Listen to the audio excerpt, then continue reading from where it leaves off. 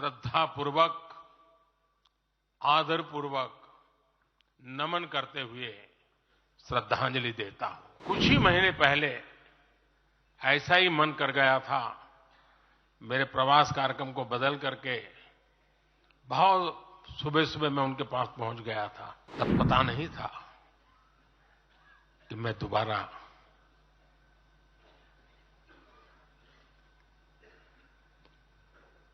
उनके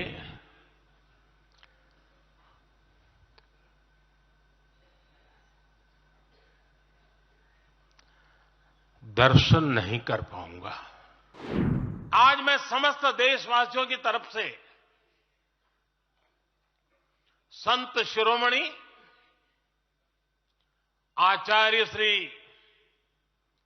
108 पूज्य विद्यासागर जी महाराज को श्रद्धापूर्वक, आदरपूर्वक नमन करते हुए श्रद्धांजलि देता हूं।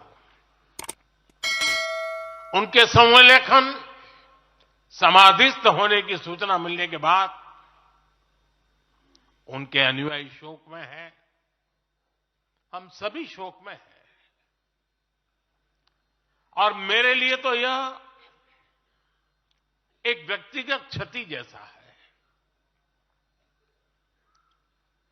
वर्षों तक मुझे व्यक्तिगत रूप से अनेक बार उनसे मिलने का, उनके दर्शन करने का, उनके मार्गदर्शन प्राप्त करने का अवसर मिला है। कुछ ही महीने पहले ऐसा ही मन कर गया था, मेरे प्रवास कार्यक्रम को बदल करके बहुत सुबह सुबह मैं उनके पास पहुंच गया था। तब पता नहीं था कि मैं दोबारा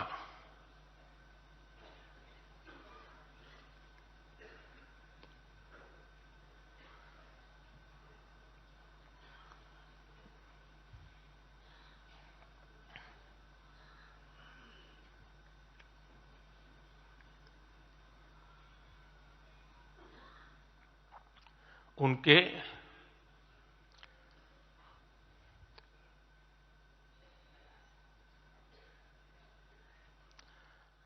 दर्शन नहीं कर पाऊंगा।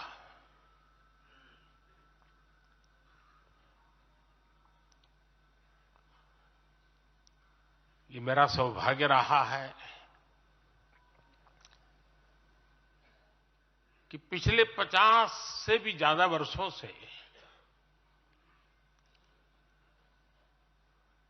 मुझे देश के गणमान्य आध्यात्मिक मूर्तियों के निकट रहने का, उनके आशीर्वाद पाने का अवसर रहा है।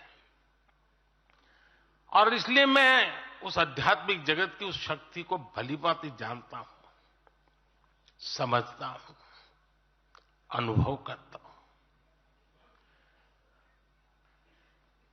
आपको सुनकर के आश्चर्य होगा कि वे तो दिगंबर परंपरा से थे। उनका जीवन कैसा होता है हम जानते हैं, लेकिन शायद ही कोई ऐसी महत्वपूर्ण घटना ऐसी नहीं होगी या मेरी तरफ से कुछ महत्वपूर्ण किसी काम में मेरा संबंध आया हो, 24 घंटे के भीतर भीतर उसका एनालिसिस करके मुझे उनका संदेश आता था। यानी कितने जागरूक थे,